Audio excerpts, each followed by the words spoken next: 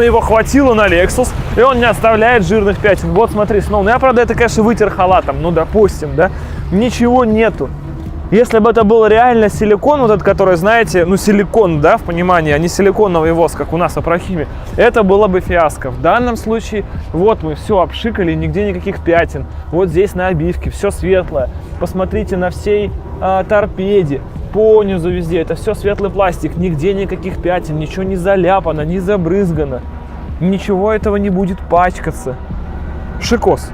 Вот так это и работает. Поэтому вместо того, чтобы покупать силиконы в привычном формате, пацаны, берите силиконовый воск Супротек Апрахим. Просто приятнее работает и хватает на любую машину.